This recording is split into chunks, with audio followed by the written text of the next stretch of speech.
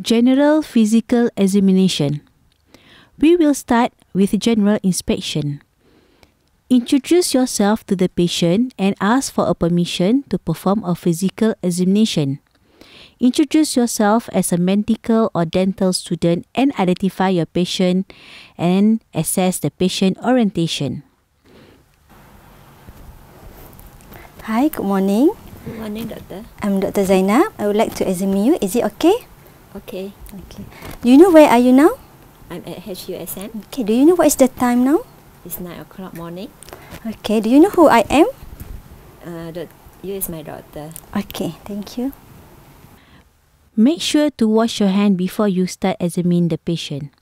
Stand at the end of the bed and observe the patient for apparent state of health and consciousness, posture or position in bed, abnormal movement, nutritional status or body proportion, and also the attachment.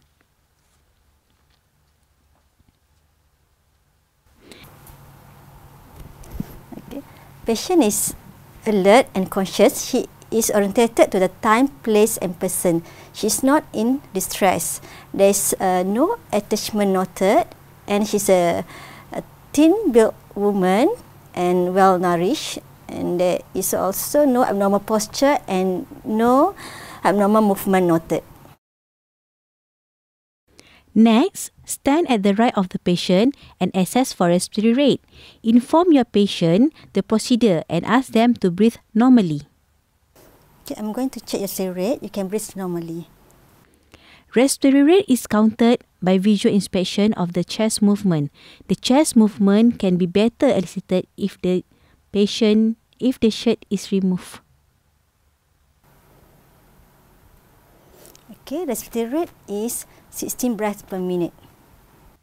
It can be counted for 1 minute or at least 30 seconds and multiply by 2.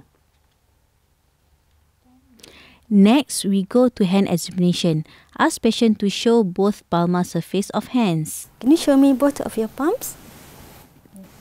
Look for palmar erythema, thenar and hypothenar muscle wasting, thus staining, Dupuytren contracture, erythematous or nodular lesion.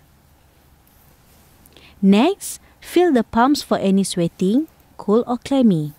Ask the patient to show dorsum of the hands and observe for any joints deformity. Can you show me both dorsum of your hand? Also look for the wasting of muscle at web space between thumb and index finger. Next, look on patient's nail for cyanosis, leukonychia, koilonychia, splinter hemorrhage, and clubbing. Ask patient to place dorsal surface of terminal phalanx on opposing fingers together. Can you please put both of your thumb like this? Okay, thank you. To check skin tegar, grasp the skin between 2 fingers so that it is tented up. The skin is held for a few seconds, then released. Skin with normal tegar snaps rapidly back to its normal position. On examination of the hand, there is no sweating, no cold and clammy, there is no palmar erythema, there is no peripheral cyanosis, no clubbing, and there is no koilonychia or leukonychia. There is no muscle wasting of the hand. The patient's skin tegar also normal. For pulse rate examination, put your forefinger and middle finger palps at the distal end of the radius. Apply a gentle pressure to avoid obliteration of pulse. The pulse is usually felt just medial to the radius. Pulse with regular rhythm is counted for 30 seconds and multiplied by 2. The pulse is assessed for its rate, rhythm, and volume. Now repeat the procedure on the other wrist of the patient and compare its rate, rhythm, and volume. And the pulse rate is 80 beats per minute with regular rhythm and equal both sides.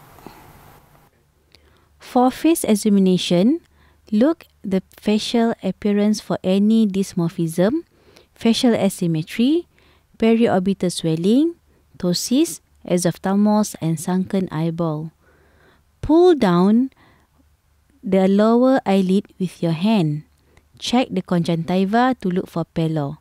Ask patient to look up and observe the conjunctiva sclera for any jaundice. Ask patient to open his or her mouth fully and show the tongue. Using a torchlight, check the tongue and oral mucosa for a dry appearance. Look below the tongue for bluish discoloration to indicate central cyanosis and presence of any lesion in the oral cavity. Also comment on the oral hygiene status. I'm going to examine your face. Okay, is it okay? Okay. Okay, I want to check your eye. Okay, can you look upward? Okay, thank you. Can you look upward? Okay, I want to check your mouth. Can you open your mouth? Okay. Okay, can you lift up your tongue? Can you lift up? Okay, thank you. Okay.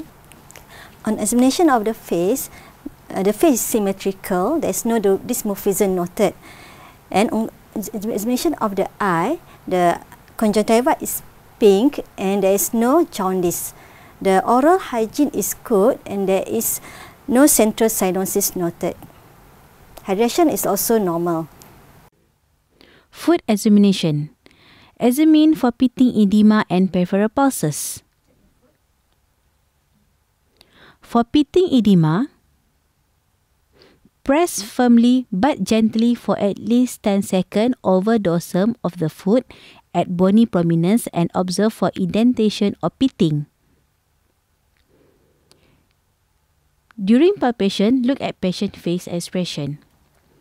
Proceed with palpation at behind medial malleolus and shin if edema is extensive. Check the peripheral pulses, posterior tibialis artery and dorsalis pedis artery.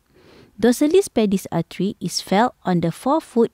Put your palm of the index and middle fingers between first and second metatarsal and move them upward until pulse is palpable. For posterior tibialis artery, palpate the pulse under the medial malleolus.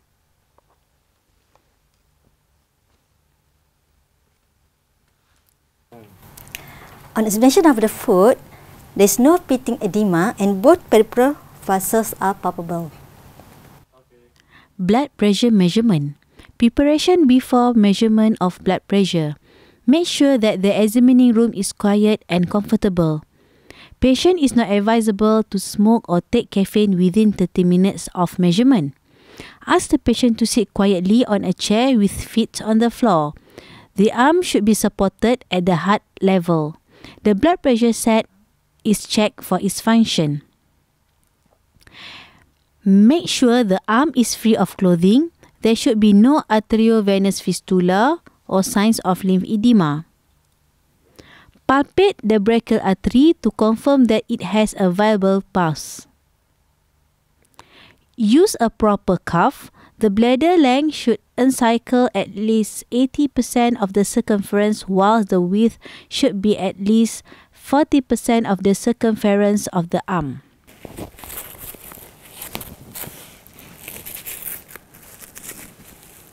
Blood pressure measurement. The mercury meniscus should be at 0.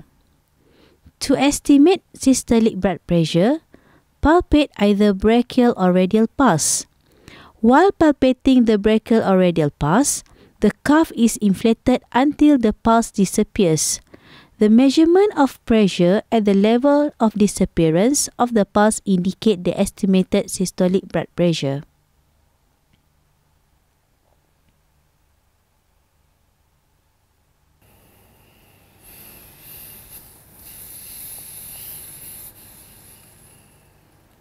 To get an actual blood pressure measurement, wear your stethoscope.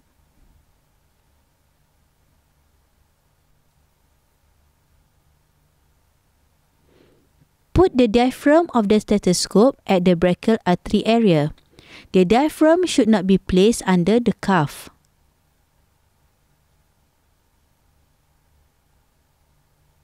The cuff should then be inflated to a further 20 mm mercury from the estimated systolic blood pressure. Release the pressure at 1 or 2 mm mercury per second whilst auscultating with the diaphragm of the stethoscope. The point at which repetitive, clear tapping sounds first appears, which is Korokov phase 1, give the systolic blood pressure.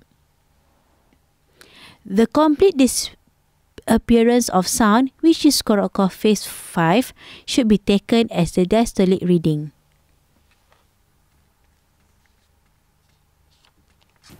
Okay. The blood pressure is 120/80 mm mercury. Checking the temperature. Body temperature can be measured in many locations on your body. The mouth, tympanic membrane, armpit and rectum are the most commonly used places. Temperature can also be measured on your forehead.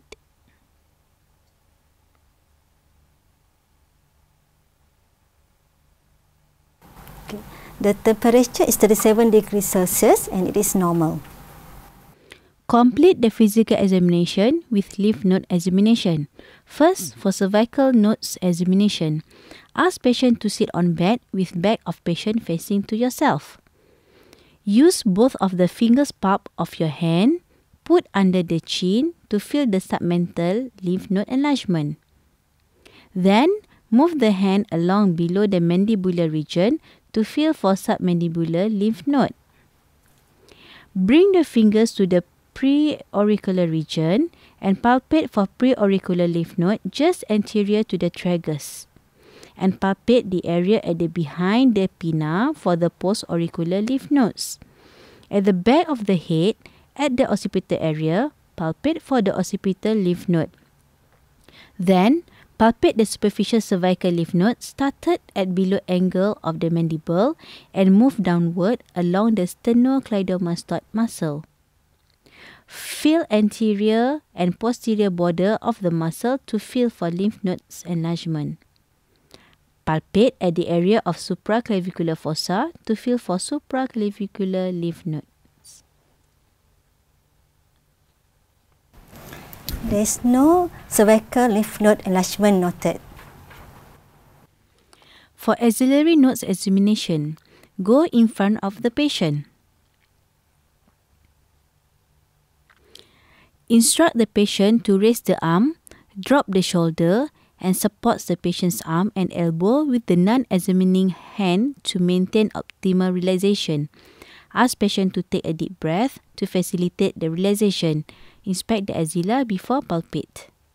Can you lift up your left arm and rest on my arm?